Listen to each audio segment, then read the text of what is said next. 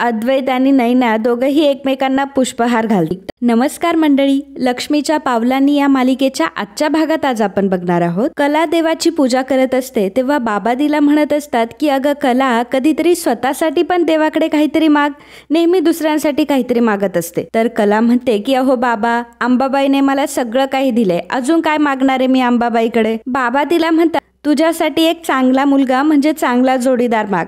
तेव्हा कला उठते आणि बाबांजवळ जाऊन बसते आणि म्हणते की अहो बाबा, तुम्हाला किती वेळा सांगितलं मला लग्न नाही करायचंय. तेव्हा बाबा म्हणतात की अगं असं करून कसं काय चालेल, शेवटी आयुष्याचा समतोल राखायचा असेल तर जोडीदार तर हवाच ना. कला म्हणते की हो बाबा, बरोबर आहे तुमचं, परंतु माझी काहीतरी वेगळी स्वप्न आहेत आणि मी लग्न जरी केलं ना तर अशा मुलाशी करेल की जो माझ्या स्वप्नांची कदर करेल आणि माझ्या आई वडिलांना सांभाळेल. परंतु अशी मुलं आजकाल भेटतील असं वाटत नाही. तेव्हा बाबा तिला सांगत असतात की अगं कदाचित तुझ्या आसपासच असेल तो, फक्त तुला तो दिसत नसेल. तुझ्या आयुष्यात सुद्धा कोणीतरी असा हिरा असेल की जो तुला समजून घेईल आणि एकदा की आयुष्यात आपल्याला जर आपला हिरा सापडला ना तर आयुष्य अगदी सुखकर होतं. अंबाबाई सगळं काही बघते. अंबाबाई नक्कीच तुझ्यासाठी एखादा चांगला मुलगा बघ.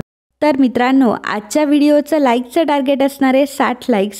त्यामुळे हे सुद्धा टार्गेट तुम्ही आम्हाला लवकरच पूर्ण करून द्याल अशी अपेक्षा आहे. Thank you so much. तर इकडे अद्वैत आता सर्वांसमोर विनरचं नाव घोषित करतो आणि सांगतो की आजच्या कार्यक्रमाची विनर आहे नैना खरे. हे ऐकल्यावर नैना आणि संगीताला तर खूपच आनंद होतो. तर काजू मात्र मनामध्ये म्हणत असते की कसा आहे हा अद्वैत, आता मगाशीच माझ्या कलाताईला एवढा बोलला आणि आता नैनाताईला ट्रॉफी देणार. अद्वैत आता नैनाला स्टेजवर बोलवतो तर नैना अगदी तुरू चालून स्टेजवर जाते. हे बघून रोहिणीच्या मनात विचार येतो की हिचा तर पाय आधी दुखत होता ना, मग आता हिचा पाय दुखत नाहीये का? नक्की हिला हिऱ्याचं पेंडंट हवंय की माझ्या भाच्याची भुरा. अद्वैत आता नैनाच्या गळ्यात ते हिऱ्याचं पेंडंट घालतो आणि तिला कॉंग्रॅच्युलेट करतो. ते बघून सर्वजण टाळ्या वाजवत असतात, परंतु रोहिणी आणि राहुलला मात्र खूपच राग आलेला असतो. रोहिणी राहुलला म्हणते की आपल्याला नक्कीच काहीतरी करावं लागेल. राहुल म्हणतो की मी योग्य वेळेची वाट बघतोय, सगळं अगदी आपल्या मनासारखं होणार आहे. तर इकडे कला आणि कलाचे वडील नैना संगीता यांची वाट बघत असतात. त्या अजूनही घरी आलेल्या असतात, त्यामुळे त्यांना काळजी वाटत असते. तर बाबा म्हणत असतात की आता ही संगीता अजून कशी नाही आली आहे, ही अजून नाही आली म्हणजे नक्कीच तिने तिकडे काहीतरी गोंधळ घालून ठेवलाय. त्यावर कला म्हणते की अहो बाबा, आई कशाला गोंधळ घालेल तिकडं, गोंधळ घालायचाच असेल तर ते चांदेकर घालतील आणि त्यात मुख्य म्हणजे तो अद्वैत चांदेकर. असला मूर्ख मुलगा आहे ना तो, आणि मास तर इतका ठासून भरलाय ना त्याच्यामध्ये, आयुष्यात पुन्हा कधी त्याचं तोंड बघण्याची अजिबात इच्छा नाहीये मला. बरं जाऊ द्या ना, आपण कशाला त्याच्याबद्दल बोलतोय, तुम्ही एक काम करा, तुम्ही आईला फोन करा. तर बाबा म्हणत असतात की मी नाही लावत बाई फोन, नाही तर उगाच वाचकन माझ्याच अंगावर यायची ती, तूच लाव तुझा तू. तेव्हा कला म्हणते की नाही बाबा, तुम्हीच फोन लावा, मी आतमध्ये जातीये. तर इकडे संगीता ही चांदेकरांचं घर अगदी डोळे भरून पाहत असते आणि मनोमन खुश होत असते. तिला असं वाटत असतं की आता आपली मुलगी लवकरच ह्या घरावर राज्य करणार आहे. बाजूला तिथे अद्वैत आणि नैना दोघंही एकमेकांशी बोलत असतात आणि ते बघून संगीता मात्र स्वप्नांमध्ये हरवलेली असते. तिला दिसत असतं अद्वैत आणि नैना दोघंही एकमेकांना पुष्पहार घालताय आणि स्वप्नामध्ये हरवलेली असताना रोहिणी तिथे येते आणि म्हणते की हाय. तेव्हा संगीता म्हणते की हो हाय ना, मी इथेच, कुठे नाही गेली रे. मग रोहिणी म्हणते की अहो ते हाय नाही, हाय हॅलो असं विचारते मी. काय, कुठल्या स्वप्नात हरवला होता का तुम्ही? संगीता मनामध्ये म्हणत असते की लोक तर स्वप्न सुद्धा नीट बघून देत नाही, परंतु जाऊ दे, मला आता स्वप्न बघायची वेळ येणार नाही. आता लवकरच माझी नैनी या घरावर राज्य करणार आहे आणि हिऱ्याचं पदक देऊन जावई बापूंनी तर सुरुवात केली आहे, यापुढे सोनं चांदी सगळं काही मिळेल. तिचा फोन वाजत असतो तरीही तिचं लक्ष नसतं. तेव्हा रोहिणी तिला आठवण करून देते की तुमचा फोन वाजतोय. तर रोहिणी आणि संगीताला बोलताना बघून नैनाला डाऊट आलेला असतो की नक्कीच काहीतरी गडबड होऊ शकते. त्यामुळे नैना लगेचच तिथे येते. रोहिणी म्हणत असते की अहो तुम्हाला आता खूप उशीर झाला ना जायला, मी एक काम करते, मी अद्वैतला सांगते तुम्हाला तो कारने ड्रॉप करेल. तेव्हा संगीता म्हणते की नाही नको, कारण तिला माहित असतं की अद्वैत जर सोडवायला आला तर अद्वैतला आपल्या घरची सगळी परिस्थिती समजेल आणि ही गोष्ट नैनाच्या लक्षात येते. नैना लगेचच म्हणते की मम्मा अगं खूप उशीर झालाय, चल आपण निघूयात आता. संगीताला तिच्या नवऱ्याचा सारखा फोन येत असतो, परंतु संगीता काही फोन घेत नसते. तेवढ्यातच काजू तिथे येते आणि म्हणते की नैना आई चला. असं म्हणताच नैना म्हणते की अच्छा ऑटोमॅटिक कार आली आहे का आपली? संगीता म्हणते की अगं ऑटोमॅटिक कशाला आणायची, मोठी तरी कार घेऊन यायचं ना. आणि संगीताचा नवरा सारखाच फोन करत असतो, त्यामुळे संगीता फोन घेते आणि म्हणते की काय रे रामू, कशाला सारखं फोन करतोयस? बाबा विचार करतात की ही मला रामू का म्हणते. बाबा विचार करू लागतात की ही मला रामू का म्हणते. तेव्हा ते म्हणतात की अगं संगे, मी तुझा नवरा बोलतोय. आणि हा रामू कोण आहे? संगीता त्याला म्हणते की अरे ऑटोमॅटिक कार कशाला पाठवायची? बरं एक काम, चौकात गाडी घेऊन उभा राहा, आम्ही येतो तिथे लवकर, आणि ठेव फोन, असं जोरात म्हणून संगीता फोन कट करून टाकते. खरं तर स्वतःच्या नवऱ्याला सुद्धा तिने नोकर बनवलेलं असतं. तर नैना अद्वैतला म्हणते की आम्ही एक काम करतो, आता ड्रायव्हरला चौकातच बोलवलंय, आम्ही तिकडेच जातो. अद्वैत म्हणत असतो की अहो मी येतो ना तुम्हाला ड्रॉप करायला, परंतु नैना म्हणते की नाही आम्ही जातो, थोडंच अंतर आहे. आणि मग नैना, काजू आणि संगीता तिथून निघतात. परंतु रोहिणीला मात्र त्यांच्यावर खूपच डाऊट येत असतो. तर इकडे बाबा हे कलाला विचारत असतात की काय ग, हा संगीताच नंबर आहे ना? तेव्हा कला म्हणते की हो बाबा, संगीता लिहिलंय की इथे. बाबा म्हणतात की अगं एक बाई होती, ती काहीतरी कार वगैरे घेऊन ये म्हणत होती, चौकात उभं राहायला सांगत होती.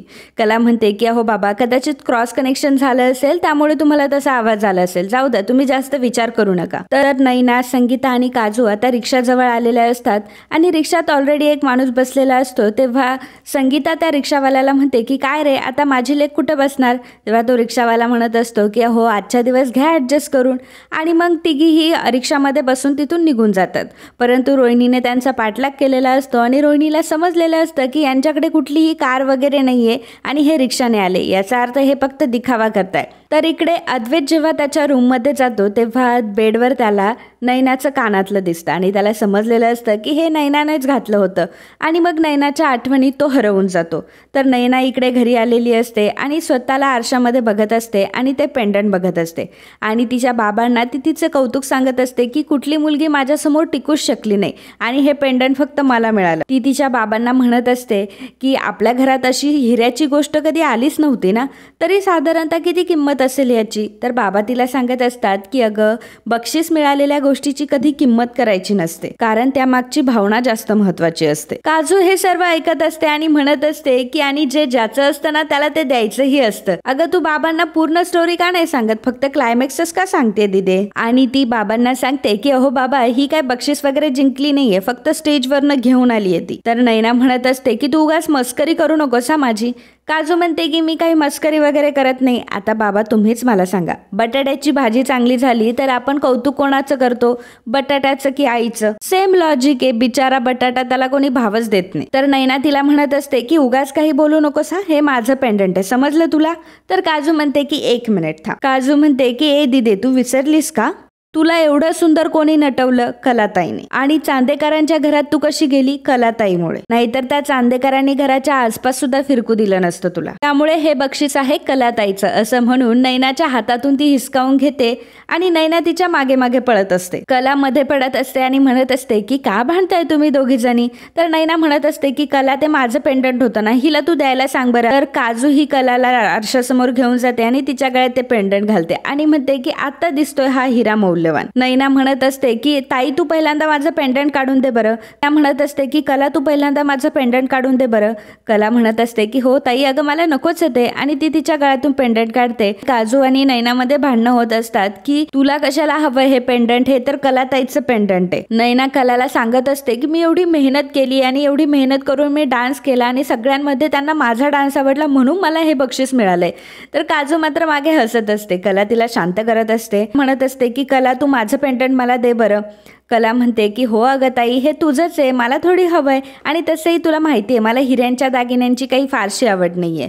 नैना म्हणते की आणि हो तुलाही हे माहिती आहे की मला फक्त हिरेच आवडतात. आणि मित्रांनो, आजचा हा भाग इथेच संपतो. पुढील भागात आपल्याला पाहायला मिळणार आहे संगीता ही कलाला म्हणत असते की माझी नैना ही माझं स्वप्न पूर्ण करेल असं मला वाटतंय, परंतु तू तर माझी ताकद आहेस. तेवढ्यातच काजूचं लक्ष हे नैनाच्या कानावर जातं आणि ती विचारते की कानातलं कुठे तुझं? अद्वैतच्या हातामध्ये आता नैनाचं कानातलं असतं आणि सोहम त्याला म्हणत असतो की हे डिझाईन तर आपलं नाहीये. तेव्हा राहुल म्हणतो की डिझाईन जरी आपलं नसलं तरी आपल्या माणसाचं आहे. तर संगीता नैनाला सांगते की तू एक काम कर, चांदेकरांच्या घरी जा आणि तिथे कानातलं शोध. कलाला मात्र भीती वाटत असते की जर ताई चांदेकरांच्या इथे गेलीये तर तो तिला चोर ठरवायला सुद्धा कमी बघणार नाही. आणि ती काजूला म्हणते की चल गुंड्या, आता आपल्याला जाऊन ना नैना ताईला वाचवायला पाहिजे. तर मित्रांनो, असेच लक्ष्मीच्या पावलांनी या मालिकेचे डेली अपडेट बघण्यासाठी आत्ताच आपल्या चॅनलला सबस्क्राईब करा. आणि आजचा हा भाग तुम्हाला आवडला असेल तर व्हिडिओला लाईक आणि कमेंट करायला अजिबात विसरू नका. धन्यवाद.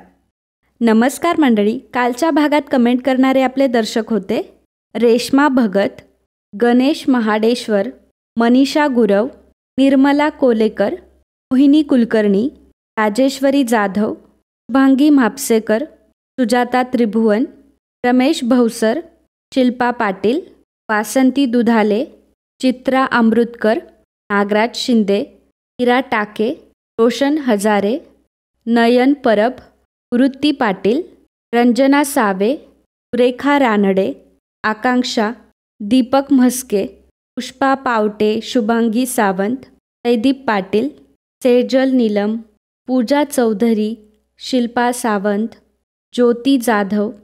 तर मित्रांनो, अजूनसुद्धा खूप प्रेक्षकांनी चांगल्या चांगल्या कमेंट केल्या आहे, परंतु त्यांची नावं ही @युजरने स्टार्ट होतात, त्यामुळे मला ती नावं घेता येत नाही आहे.